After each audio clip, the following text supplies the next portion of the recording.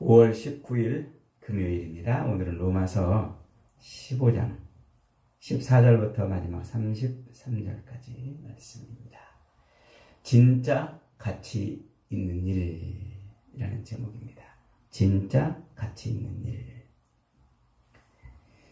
애플이라는 핸드폰 만드는 회사가 있죠. 애플.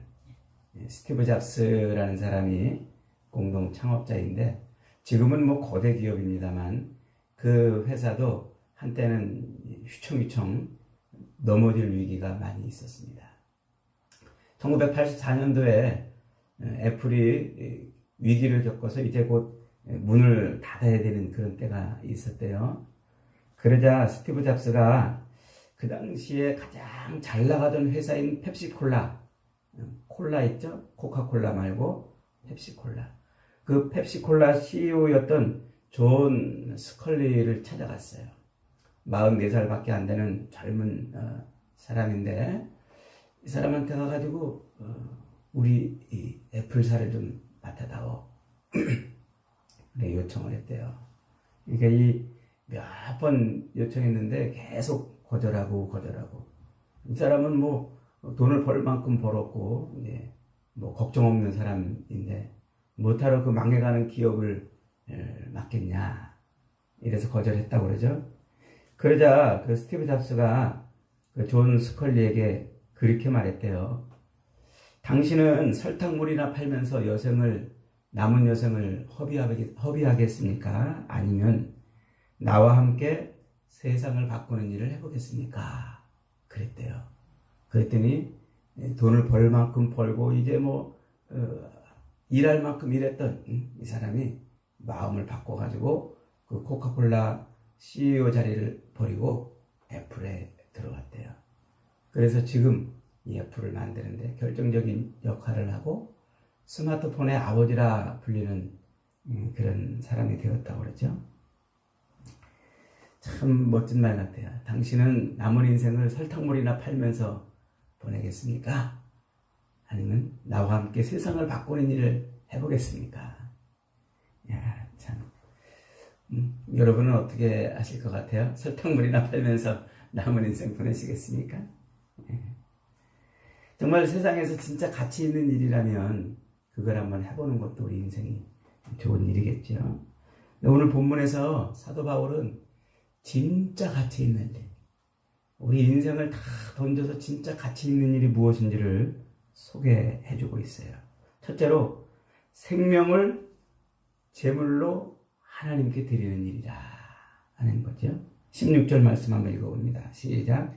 이 은혜는 곧 나로 이방인을 위하여 그리스도 예수의 일꾼이 되어 하나님의 복음의 제사장 직분을 하게 하사 이방인을 제물로 드리는 것이 성령 안에서 거룩하게 되어 받으실 만하게 하려 함이라. 그러니까 영혼을 구원해서 그 이방인들을 제물로 하나님께 드리는 것, 복음의 제사장이 되어서 그 일을 하는 일이 자기 인생을 던진 일이다, 이렇게 지금 말하고 있어요. 여러분, 설탕물로 돈을 벌어서 부귀 영화를 누리는 것을 최고의 가치로 여겨서 거기에 자기의 전 인생을 투자하는 사람들도 얼마나 많습니까? 또한 컴퓨터로 세상을 변화시키는 일이 훨씬 더 가치 있는 일이라고 여겨서 거기에 인생을 던지는 사람들도 많이 있죠. 그러나 바울은 오늘 천둥 같은 소리로 우리에게 이렇게 말합니다. 세상에서 진짜 가치 있는 일은 영혼을 구원해서 하나님께 드리는 일이다. 영혼을 구원해서 사람의 생명을 구원하고 치료하고 회복시켜서 하나님께 제물로 드리는 일, 그것이 가장 가치 있는 일이라고 지금 말하고 있어요. 복음의 제사장 되어서 사람들을 하나님께로 제물로 드리는 일, 하나님께 드리는 일, 생명을 살리는 일이라는 거죠. 그래서 바울은 그 일을 위해서 자기 남은 인생을 다 던졌던 거예요. 그는 예수 믿는 사람들을 잡아서 옥에 가두려고 다메섹으로 가던 길에서 예수를 만납니다. 예수를 만난 다음에 그는 자기 인생을 전부를 예수님께 걸었어요. 그가 그렇게 복음을 전하는 인생이 되면서 겪은 일이 무슨 일입니까? 고린도후서 11장 23절 이하에 보면 이렇게 기록하고 있어요. 제가 한번 읽어봅니다. 내가 수고를 넘치도록 하고 옥에 갇히기도 더 많이 하고 매도 수없이 맞고 여러 번 죽을 뻔하였으니 유대인들에게 40에 하나 감은 매를 5번 맞았으며 3번 태당으로 맞고 1번 돌로 맞고 3번 파선하고 일주야를 깊은 바다에서 지냈으며 여러 번 여행하면서 강의 위험과 강도의 위험과 동족의 위험과 이방인의 위험과 신의 위험과 광야의 위험과 바다의 위험과 거리 형제중의 위험을 당하고 또 수고하고 애쓰고 여러 번 자지 못하고 주림에 목마르고 여러 번 굶고 춥고 헐벗었노라. 그가 예수를 만난 이후에 자기 모든 전 인생을 생명을 구하는 일, 하나님께 생명을 구해서 하나님께 드리는 그 일에 자기 전 인생을 투자하고 걸으면서 겪었던 일이 그런 고난과 고통이었어요. 그럼에도 불구하고 바울은 지칠 줄 모르고 그는 그렇게 자기 인생을 던졌던 것이죠. 그가 왜 그렇게 열심히 자기 목숨을 내던지면서까지 그렇게 복음 제사장이 되어서 생명을 구원하는 일에 헌신했을까요? 로마서 1장 16절 17절에서 그랬잖아요. 내가 복음을 부끄러워하지 아니하노니 이 복음은 모든 믿는 자에게 구원을 주시는 하나님의 능력이라. 복음에는 하나님의 의의가 나타나서 믿음으로 믿음에 이르게 한다. 그는 진짜 복음이 뭔지를 깨달았던 거예요. 복음. 그 복음으로 자기가 어떻게 변화됐는지를 실제로 보여주는 사람이죠. 여러분, 우리 마음에 꼭 새겨야 될 게 있어요. 그게 뭡니까? 그리스도인, 예수 믿는 사람, 교회 다니는 사람들이란 사람들의 생명을 구원하고 치료하고 돌보는 일에 자기 인생을 투자하는 사람, 자기 전 인생을 거는 사람, 그 사람이 바로 복음을 믿는 사람이고 예수를 믿는 사람이고 그 사람이 교회를 다니는 사람이고 그가 바로 그리스도인이라고 하는 거예요. 설탕물로 평생 돈 걱정 없이 사는 사람이 아니라 평생 컴퓨터와 혹은 IT로 세상을 바꾸는 사람이 아니라 예수 그리스도로 세상 영혼을 구원해서 하나님께 드리는 사람. 그가 진짜 가치 있는 일을 하는 사람인 것이죠. 여러분, 사람을 제물로 하나님께 드리는 것이야말로 우리 인생이 남은 인생을 전부 걸고 해야 할 중요한 가치 있는 일인 줄 믿으시기를 축복합니다. 둘째로 제물로 하나님께 드리는 일입니다. 제물을 돈이죠. 돈을 제물로 하나님께 드리는 일. 바울은 자신을 복음을 위해 제물로 제사를 드리는 일을 하고 있다. 이렇게 지금 말하고 있어요. 25절 한번 같이 읽어봅니다. 시작. 그러나 이제는 내가 성도를 섬기는 일로 예루살렘에 가노니 이는 마게도니아와 아가야 사람들이 예루살렘 성도 중 가난한 자들을 위하여 기쁘게 얼마를 연보하였습니다. 이 마가야와 아가야 지방에 있는 빌립보와 데살로니가 이 고린도 이 교회에 있는 사람들이 헌금을 해가지고 그 헌금을 예루살렘 교회에 전하는 일을 지금 하고 있다는 거예요, 바울이. 그러니까 그들이 모아준 헌금을 예루살렘 교회에 전하는 그 일을 지금 뭐라고 표현하고 있냐면 성도를 섬기는 일이라 이렇게 표현하고 있어요. 그 섬긴다는 말이 예배한다는 말이에요. 그러니까 지금 그가 하나님 이방 교회들이 예루살렘 교회를 위해서 모아준 그 헌금을 가지고 가는 그 일, 헌금을 가지고 가는 그 일, 그 일을 뭐라고 부르냐면 하나님께 예배드리는 것이라고 지금 표현하고 있는 거예요. 바울이 얼마나 로마에 가고 싶었습니까? 바울은 당시 열심히 로마에 가고 싶었는데 하나님이 막았잖아요. 지금 이 로마서를 쓰고 있는 곳이 고린도 교회입니다. 고린도. 거기서 배 타고 물만 건너면 바로 로마입니다. 그런데 그 로마에 갈 수가 없었죠. 할 수 없이 그는 헌금을 가지고 어디로 갑니까? 예루살렘으로 가요. 그 길은 대적자들이 지금 기다리고 있는 길이에요. 예루살렘에 가면 자기가 어떤 일이 일어날지 충분히 알 수 있는 일이죠. 그런데 어떻게 했다고요? 그 헌금이 너무 소중하고 너무 귀해서 그것을 예루살렘 교회에 가져가는 그 일을 기꺼이 하고 있는 거예요. 그리고 그 일을 뭐라고 표현하고 있어요? 예배하는 걸 표현하고 있단 말이에요. 27절 한번 더 읽어봅니다. 27절 시작. 저희가 기뻐하였거니와 또한 너희는 그들에게 빚진 자니 만일 이방인들이 그들의 영적인 것을 나눠 가졌으면 육적인 것으로 그들을 섬기는 것이 마땅하니라. 헌금에 대한 바울의 인식을 정확하게 알 수 있는 대목입니다. 여러분, 헌금이 뭡니까? 첫째로 삶을 지탱해주는 사랑의 제사인 거예요. 그러니까 우리가 드리는 헌금이 누군가의 삶을 지탱해주고, 우리가 드리는 헌금이 누군가로 하여금 소망을 주고 그로 하여금 하나님 앞에 살아갈 수 있게 하는 그런 능력이 있는 것이라고 지금 바울은 표현하고 있는 거예요. 두 번째로 빚을 갚는 것이라 말하고 있어요. 이방인들이 자기들이 유대인으로 말미암아 복음을 받아서 그들이 그 복음에 빚졌으니까 그 빚을 갚는 것이 뭐라고요? 헌금하는 것이라고요. 유럽 교회는 예루살렘 교회에 육적인 복을 나눠줘야 한다는 겁니다.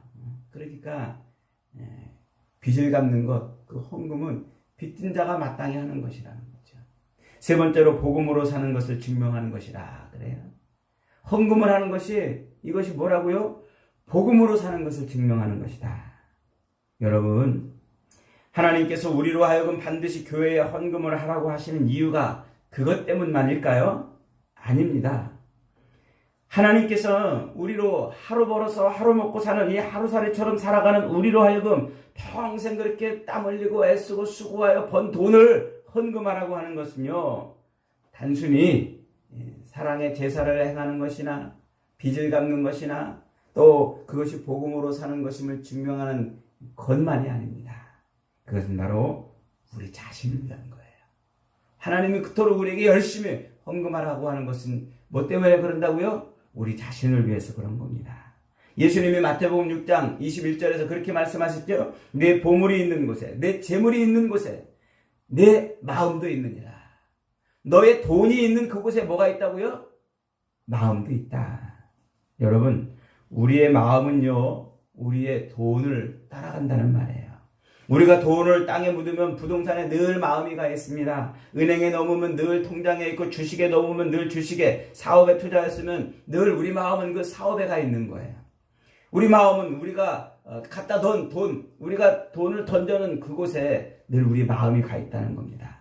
재물이 있는 곳에 우리의 마음도 있다. 진리입니다, 여러분. 돈이 그렇게 소중한 거예요, 여러분. 돈은 그렇게 우리 마음을 움직이는 것이고 마음을 따라가는, 우리 마음이 끌려가는 것이라는 말이에요. 그러므로 여러분, 누구한테 단돈 1,000원 한 장을 받아도 우리는 그 돈을 귀하게 여길 줄 알아야 돼요. 누구한테 단돈 1,000원을 받아도 그 돈은 그냥 돈이 아니고 그의 마음을 받은 것입니다, 사실은. 세상에 공짜가 없다는 말은 세상에 마음 없이 가는 돈이 없다는 말이에요.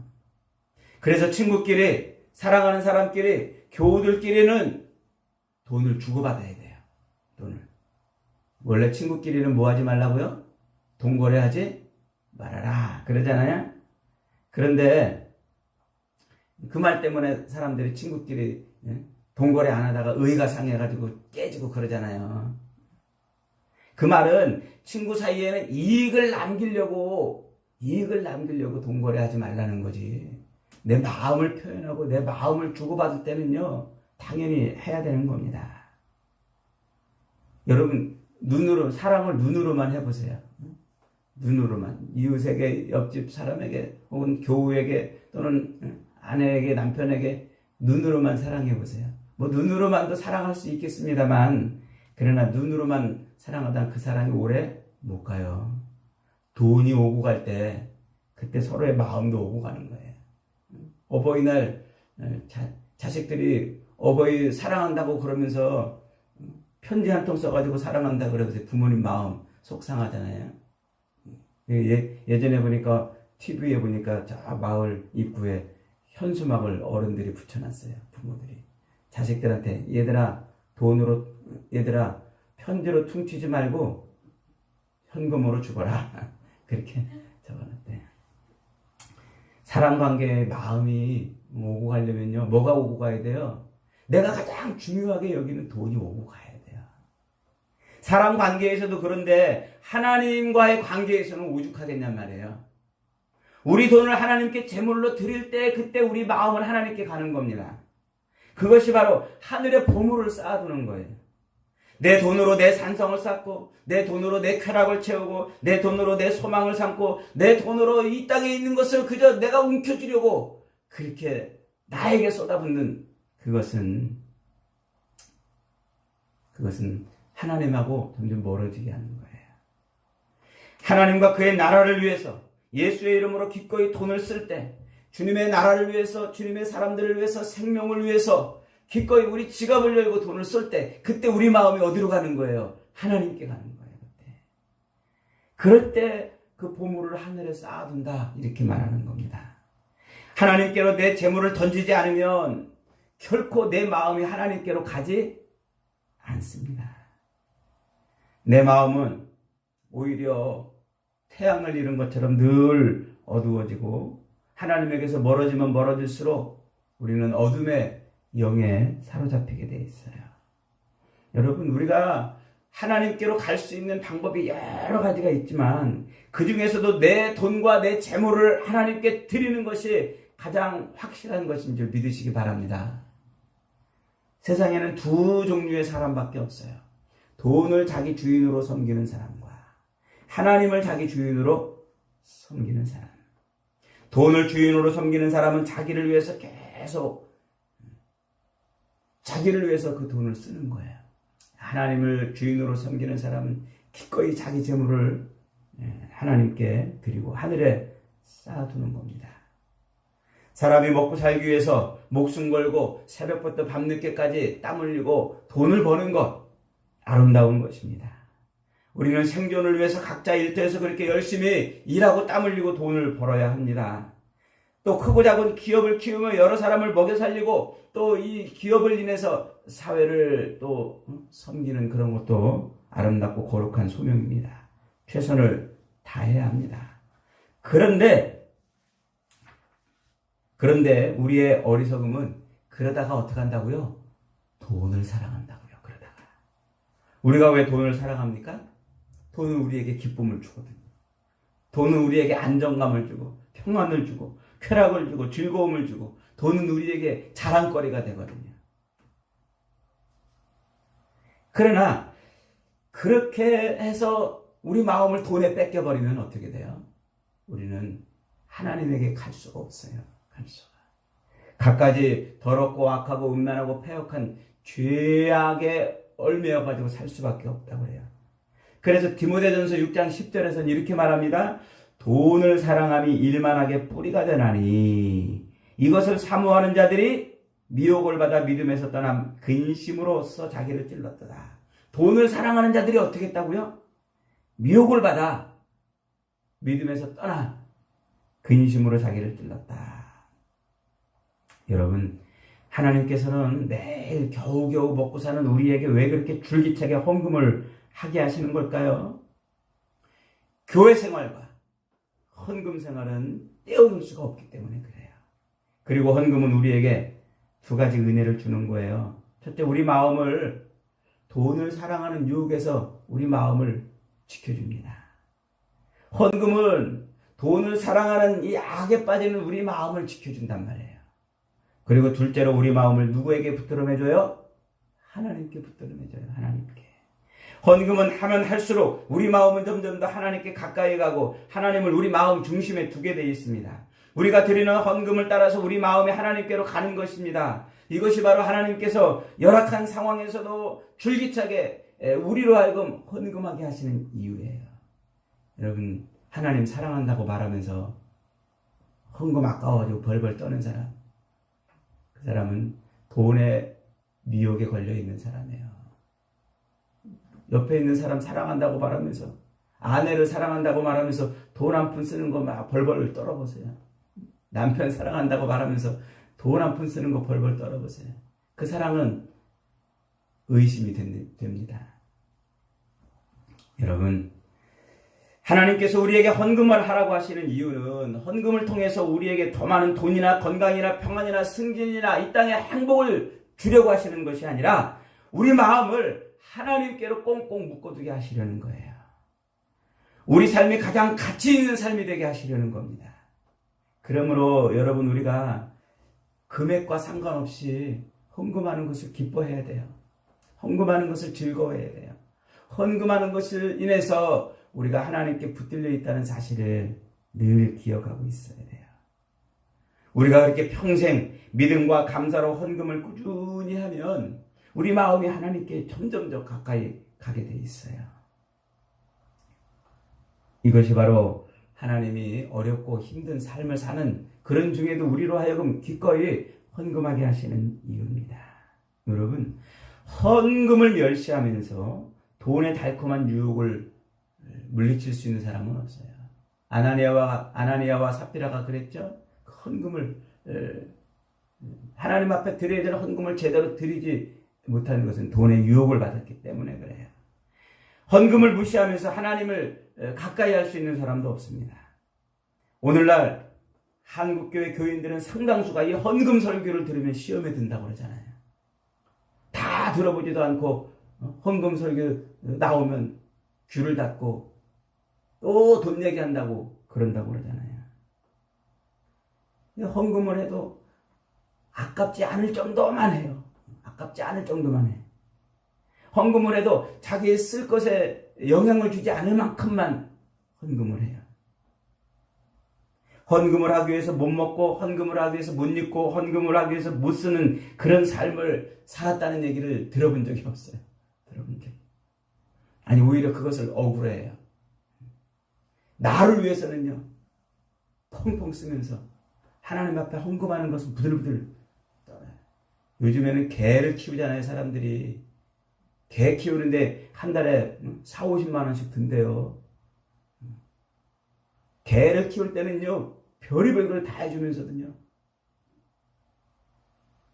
헌금할 때는 부들부들 떠는 게 현대인이래요. 왜 그럴까요?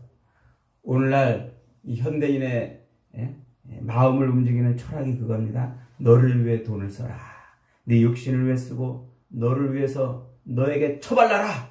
그러면 기쁨과 즐거움이 넘칠 것이다. 그게 현대인을 유혹하는 철학이라고 그러죠. 여러분, 돈은 단순한 돈이 아닙니다. 물질은 단순한 물질이 아닙니다. 우리가 생각하기에 따라서, 우리가 그리고 그것을 쓰기에 따라서 그것은 위대한 재물이 될 수도 있고, 아니면 가룟 유다를 멸망시킨 미끼가 될 수도 있는 거예요. 복음의 제사장들은 우리의 재물로 하나님께 예배드리는 사람이에요. 바울은 그 이방인들이 모아준 그 헌금을 가지고 그거 얼마나 되겠어요. 그러나 그 귀한 헌금, 그것이 얼마나 귀했으면 그것을 예루살렘 교회로 가져가는 그 일을 하나님께 예배드리는 일이라고 그렇게 생각했냔 말이에요. 사랑하는 여러분, 저와 여러분들은 복음 제사장들입니다. 복음 제사장들은 영혼을 하나님께 드리며 제물로 드려서 예배하는 사람들이고, 제물을 하나님께 제물로 드려서 예배하는 사람들입니다. 바로 여기에 진짜 기쁨, 진짜 즐거움, 진짜 행복이 들어있는 거예요.